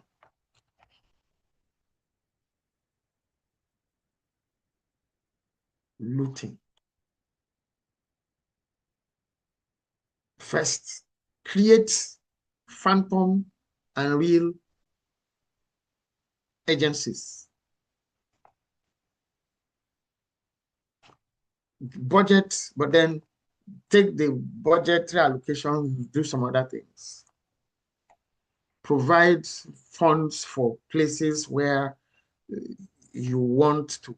We also what happened in Ekiti over the election. We calculated that the number of votes that got the person there to say he won the election at 5,000 naira per vote, that's over 1.5 billion naira for a state that has less than 100 million for primary health care. And we saw the result. We saw the result on the handling of the released, abducted people, children and adults. We saw the result in how they were handled, how they were being handled. Nobody's talking about them again. So life goes on. But let's see what in that same country, in that same Nigeria. Abia is not one of the rich states in Nigeria. It's not. By a long shot, it's not. But let's see what the governor is doing with what they have.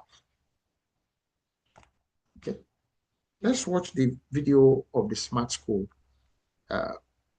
documentary on the smart school in Abia.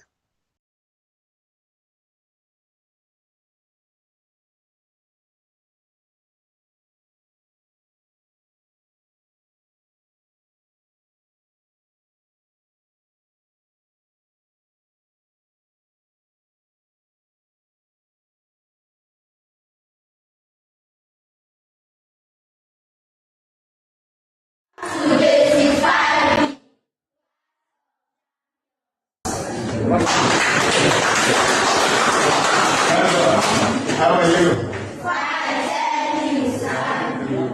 I hope you are enjoying your studies. Yes. Some of you have tablets.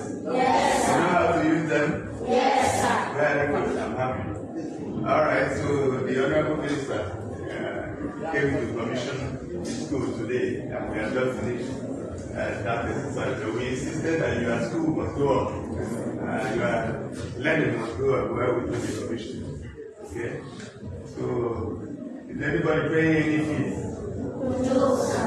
Nobody's asking you for fees, right? Yes, sir. Fantastic. All right, let's let you continue with yeah, I'm not going to be teaching here. Okay, I'm actually one of the Abia First teachers, and luckily for me, I was also brought to this class. So you are just employed this yes, the last year. Abia First. Yes. Where did you go to school? Okay, I schooled at Ignatius Nigerian University of Education. What's your major? Business System Management and Education. You have your teachers here? Yes, sir. So you went through the induction? Yes. Thank you, sir. well, all right, sit down. Bye. So,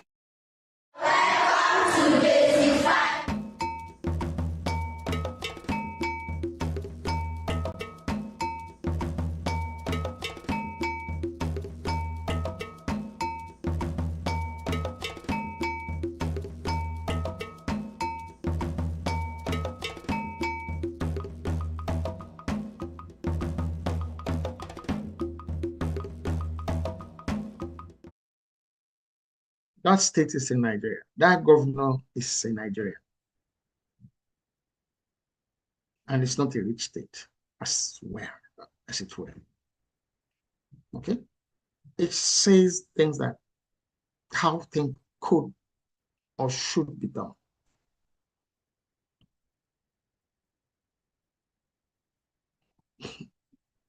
He doesn't need to pay anybody money to vote for him for his re-election. I guess not. Doesn't have to. People will campaign for him. People would go out of their ways to spend money on his behalf.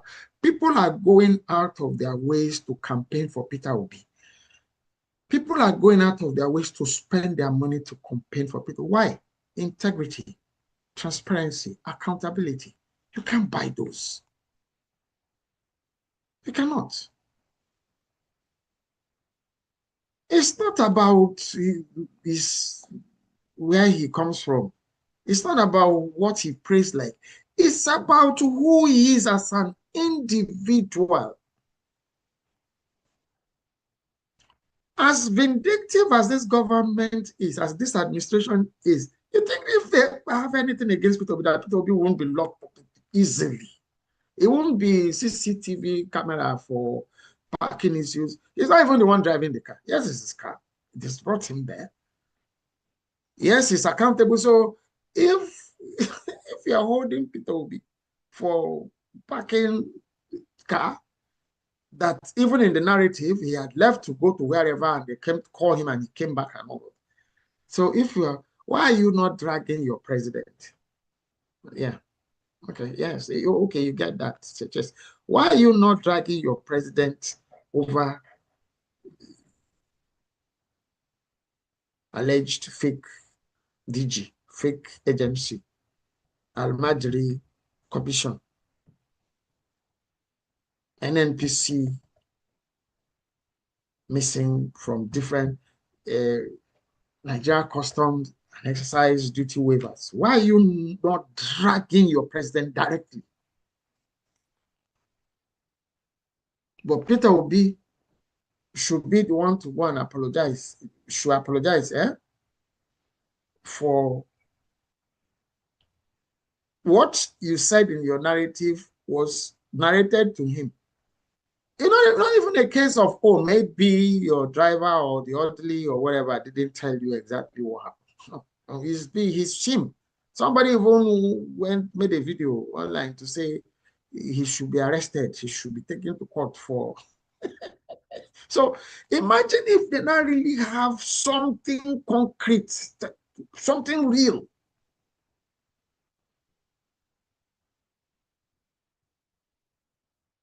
But Jamie Amila is really no.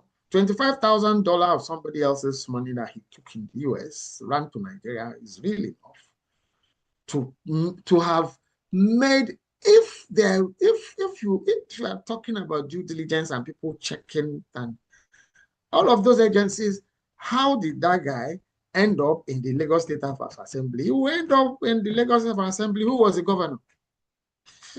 That's the story.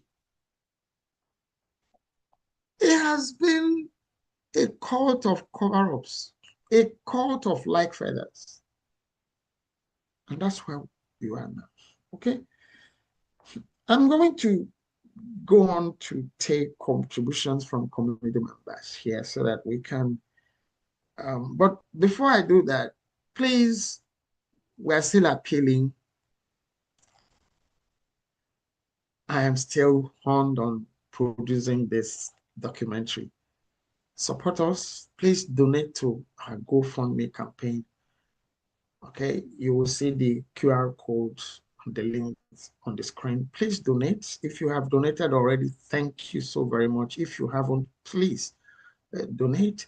You can also support this program by visiting our Shopify store. The QR code you also see on the screen to pick up any of our merchandise or pick up a copy of this book. Incidentally, the book itself is also on the shop on Shopify if you are having any issues where you could have gotten it before. So the QR code to donate to our GoFundMe campaign, please support us to make that documentary. Support us by going to our Shopify store to pick up any of merchandise that fits your fancy. Pick up a copy of Therefore Lest We Forget to for yourself or gift somebody, okay? So we are, again, reminding you that we would be going on a break on this program from 31st of July, and we'll resume back on the 28th of August. So we'll take a break from the 31st of July, the last episode in season 3. We'll return 28th of August with season 4. So we are going to be changing things in the program, redesigning things, and we've earned a deserved break because, again, by then this program would have been 1 year, 1 full year of talking, being here every week to talk about Nigeria and all things Nigeria. So thank you for having been with us this all along. Okay, we would really appreciate you. Thank you so much. So we're going to take a look at what our community members have said or are saying for today. Do you believe productivity should be the main measure Nigerians use to judge it? Okay. Productivity has many. It shouldn't. It's not that it's the main. It shouldn't be. The places to start is credibility. Who are you? Transparency, accountability. Who are you? And then, of course, who are you is in many parts. No society can get in modern times at any time without respect for the rule of law. Nothing. That's the basic by whoever. Not a minister who somebody died in his house and says just a physiotherapist, just somebody's daughter, somebody's sister.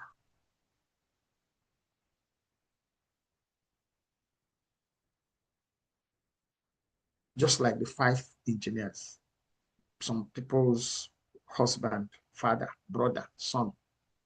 Maybe if there's I think there's a woman among them, yeah, even if there's no woman, and if they're all men, nothing has happened to date. Is that power? No, that's weakness. That's weakness. Okay, so productivity, you can't be productive if you are not. First, who are you? Okay, it's who you are that determines what you are going to be doing.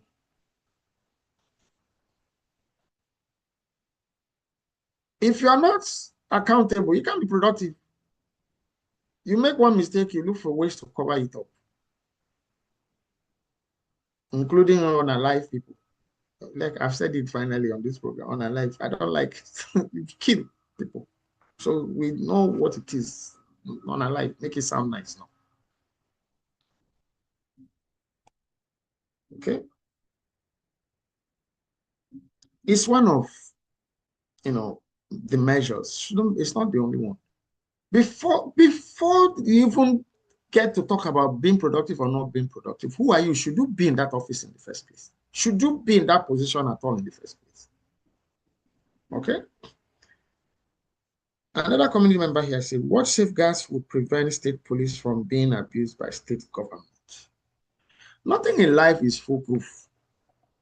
Okay, but one thing that is there is still start from the basics.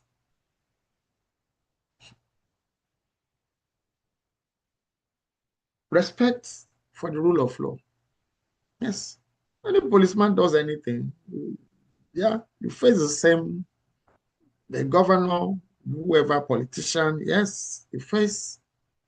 And then, of course, who are these people that we recruited?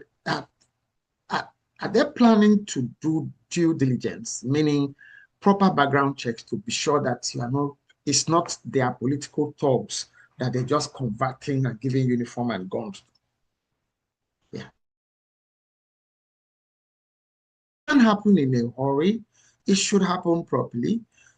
Even when you've done due diligence, that you've not recruited criminals to the police service, state police services, you should also now train them properly, equip them properly, house them properly. Where are the barracks, the existing police barracks? What state are they in?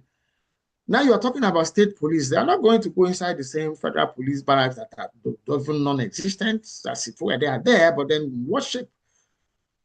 You're not going to build barracks for police in less than 6 months. Equip them, provide properly for their welfare. No. And it cannot be one size fits all. You can't be expecting that it's federal, everything, all the states must roll out there. No. That hasn't worked. That hasn't helped, Everybody must do the same thing. No. States must follow their own due diligence, follow their own due processes, follow their own paces to set up. It's not compulsory. State policeman. The state police is not going to be the silver bullet that will solve the insecurity problem that you are not allowing the military to do their job. Yes. So, in what ways can they be abused? By the time they load their political thug to become police legal, that's what happened. That's what is part of what's troubling some of the military formations in terms of the fight against insurgency and terrorism. Your so-called repentant bandits and terrorists that now turn around to give information to their group, still their group, forget repentance, to the detriment of the operations of the Nigerian army and the military. Okay. Another one here says, if you were president for 1 year, I can't be, I know there'll be trouble. Okay, that is the question. Okay, let's, yeah, I write, so I like to create things, so be inventive. So, okay, if you are president for 1 year, what 3 productivity reforms would you implement first? Before I ask any questions about accountability, about whatever, I will focus on solving the power sector problem. The power sector problem gets everybody along the productivity tangent. Yes. Reduces costs, creates more jobs, improve the quality of life generally. Power first. Then, due diligence, audits. Like Peter Obi will say, you do not close your shop to go and pursue thief. the shop has to be open. You have to attend to new customers. The thief might have, but then you just make sure that another one does not steal. So proper audits on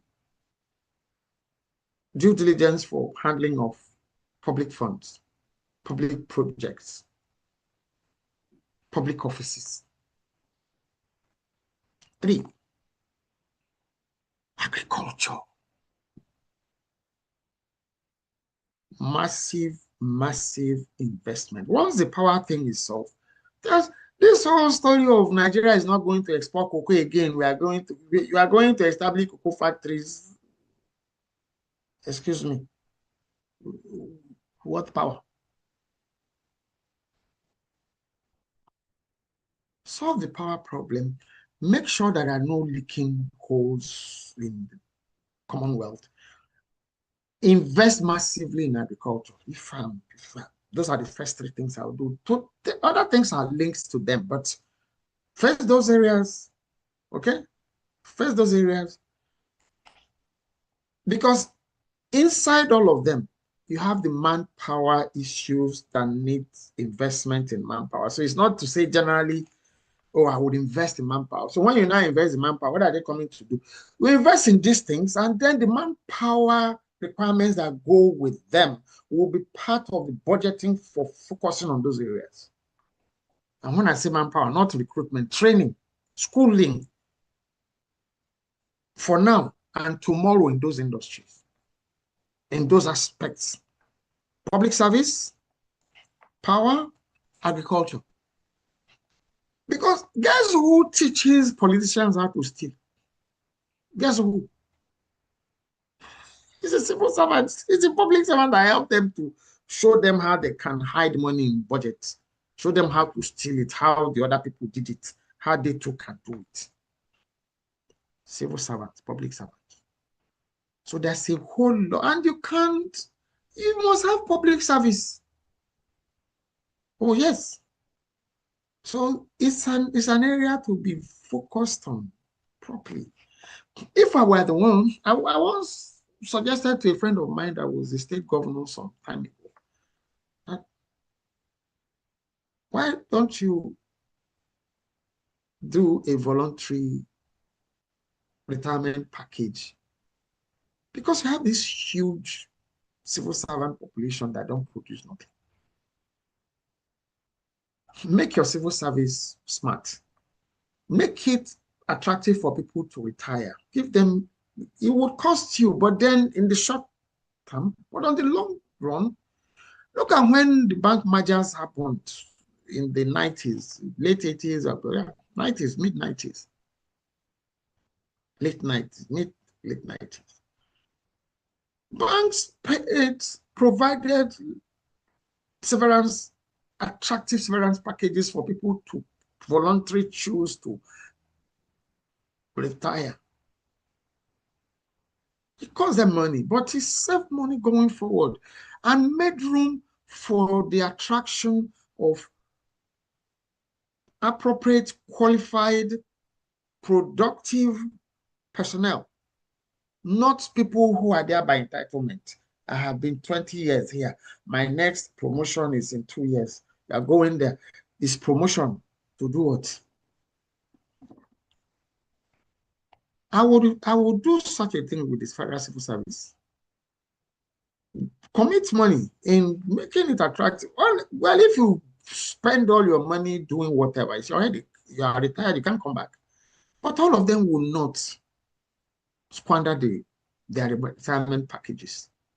Then you will create room for younger brains, much more productive thinking brains to get into public office. Things will work better. But I'm not a politician. I can't go there. What is the role of the Nigerian education system in the country's lack of productivity? What is the role? You have people who have certificates who have no skills. So start from there. No skills. A certificate. I will give an example here. Today,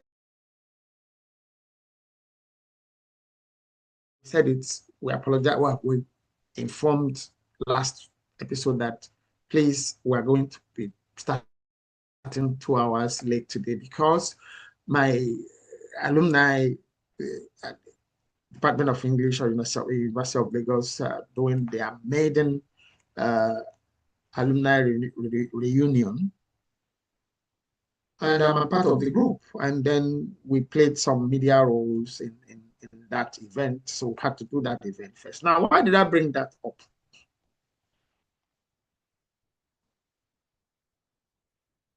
The issue of skills. Everybody would assume that somebody who read English is useless. In short, my teachers, primary, secondary school used to say, you're not listening, you're playing football every time you're practicing football, you end up being a teacher as if being a teacher is a bad thing. What am I doing here? What have I been doing all my life? I write how many books? What am I doing? Teaching is a bad thing. I think good.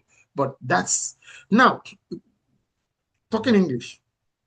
By the way, the guy who gave the keynote address has become a guru in the financial sector, but he read English is first. Yes. But that's not why my story is. It's still about that same department, that same school. Sometime in 2004, I went to do something in South Africa, Cape Town to be precise. And one of the part of the things I went there to do was like, Richie, I want you to be part of a program at the University of Cape Town. They're going to be having their some papers, evaluated. I'm like, oh, my idea, understanding of term papers in Nigeria is yes, they're right. So what am I going to be sitting down and be? Am I going to be watching how somebody is marking? No. I told him, I said, look, no, I can't do this. They said, no, Rich, don't worry. I promise, I assure you, you are going to like it. How would I like going to watch people mark scripts? That's what I thought I was going for. But eventually he persisted, and I went with that team to University of Cape Town. Term paper for first year English undergraduates. First year, not last year, not final year. What were their time papers? This was 2004. This is 2026. That's 22 years ago.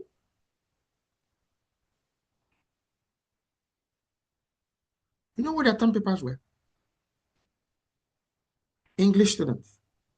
They were long, short-term documentaries, short movies, TV commercials, radio commercials, scripts, production, screenplays.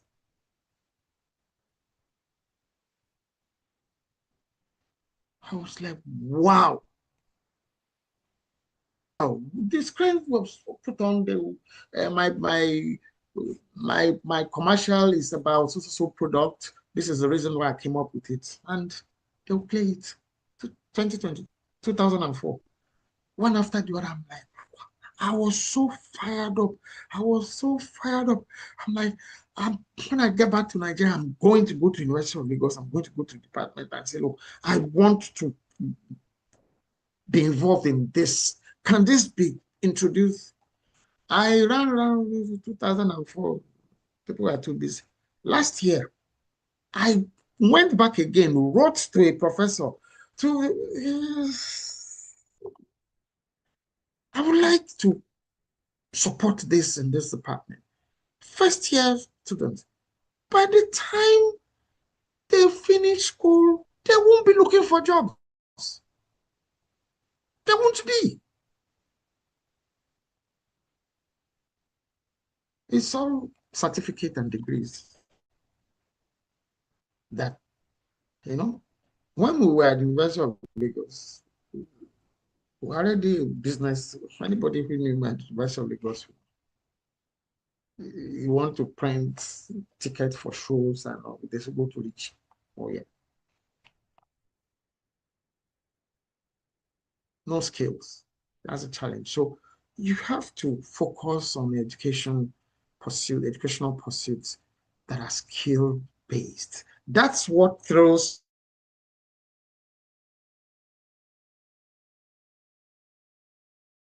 the mindset they are targeting, they are infusing. When they say change your mindset, change your mindset how? It's a process. You got to put things.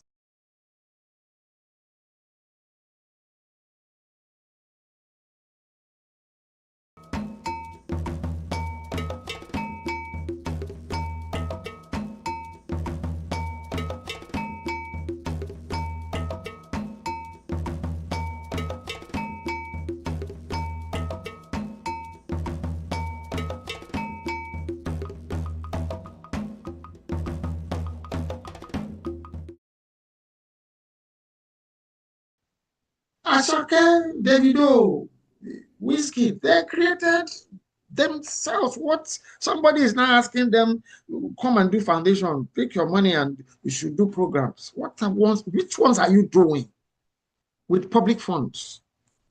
You're creating fake agencies and asking for bribe from the people who now declare fake DGs because they refuse to play ball.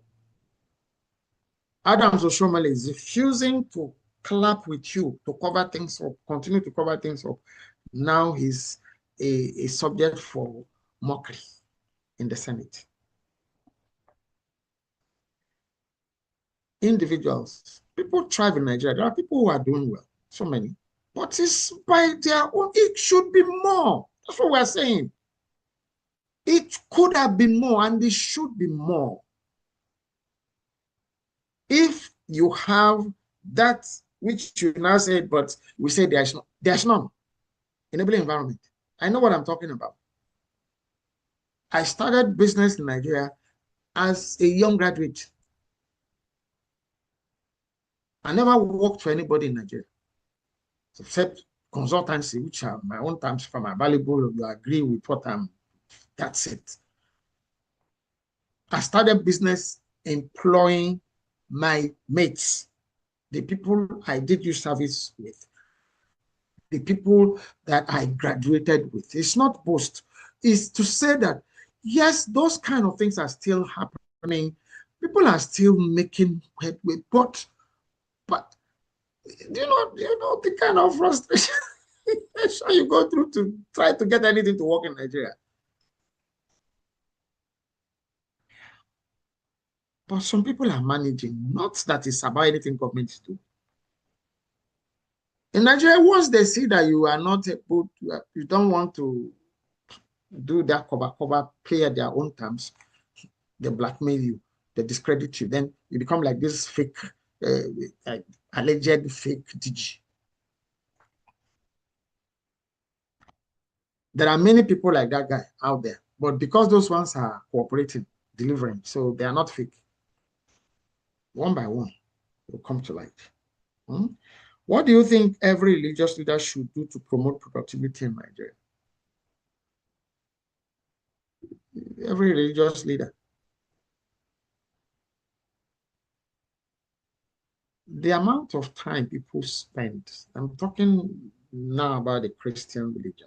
Okay, I don't know so much about the Islamic religion in this aspect of what I'm going to say now. But certainly, the Ahmadiyya system, which might not be Islamic, but then which is predominant in the regions where you have predominantly Muslim Islamic religion, that's one side. It's not productive. It's not. Those children could still learn Arabic, learn the Quran, and still work in factories, work in farms, be shown that they can be productive.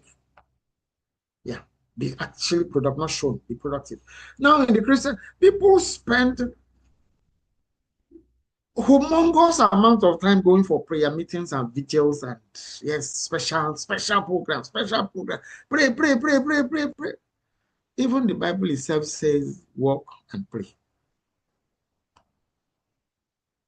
Better still, the Bible says if you do not walk, You must not eat. It's not you may not, it's a command.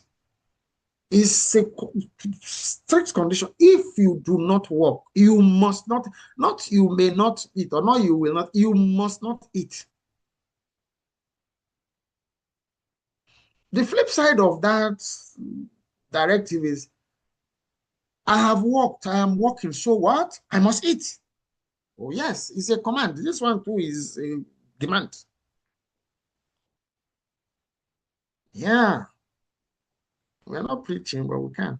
So, but let's come back. So it's to let the people know that it's up to them.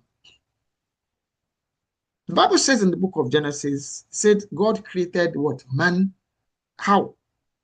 In his likeness, in his image. What is the likeness and image of God? God is a creative, productive entity. And he didn't just stop there. He says, now go, dominate, produce. Produce is mandatory.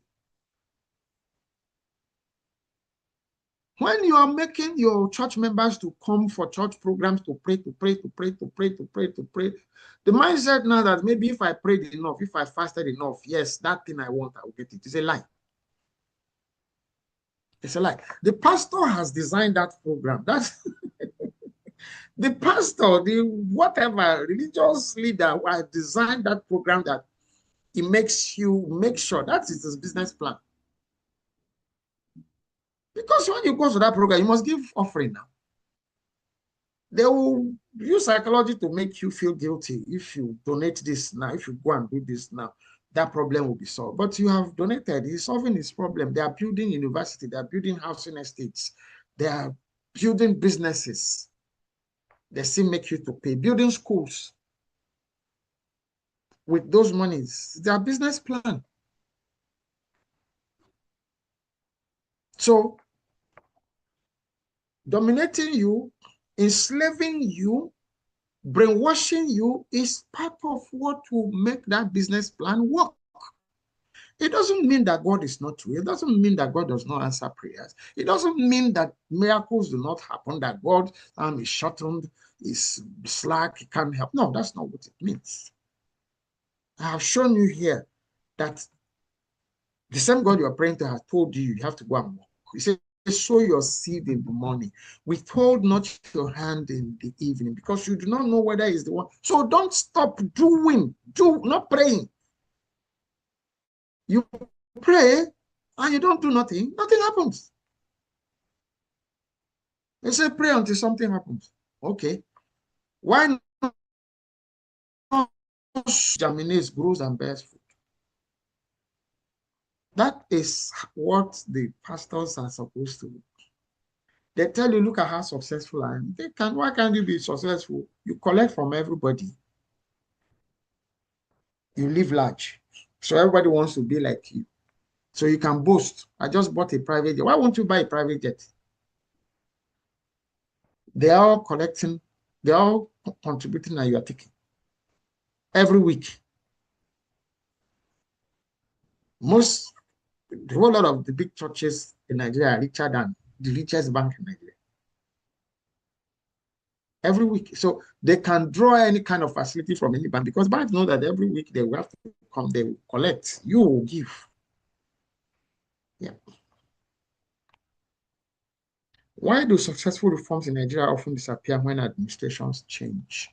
It's greed, it's lack of understanding of that concept of the fact that governance is a continuum. It is in starting things new that they can loot and steal and do their own thing, abandon what somebody else, abandon even the road project, even the contract. If they want to, they'll say review it, their own terms. The contractors have to include their own, okay, yes. That's business. Greed. It's lack of that whole issue of integrity, accountability, transparency. Okay, guys. It's been such a wonderful time today. working. The looting has to stop. You are in a position to stop it. You, the peoples of Nigeria. How? Go and register to vote. Collect your PVC. Be determined to vote and protect your vote. The people there now are asking you, what can you do? We are the ones here. Can't do anything. You can do something.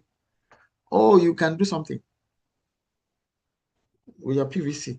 Don't let them make you feel that it's worth nothing, that your votes cannot count. It's a lie. If your votes don't count, they won't spend 1.5 billion naira and more to buy vote in the kitty. Yes. Your vote is worth something. That's why they are willing to give you money for it and shut you up.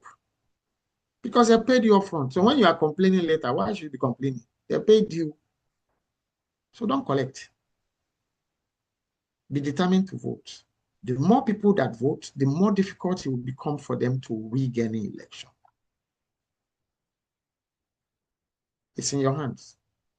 And that's what we'll leave it for today. Okay. My name is still Richie Adewusi. This is still Say Prayer, guys. May Nigerian never happen to you. But our prayer on this program, every episode, every edition, every live stream is may Nigeria happen for all the peoples of Nigeria and friends of Nigeria. Okay. And then if as Nigeria is happening for you, please remember, donate to our GoFundMe campaign to produce this book as a documentary of my stories and the stories of other victims and survivors of that war, so that it doesn't happen again. And even if it does,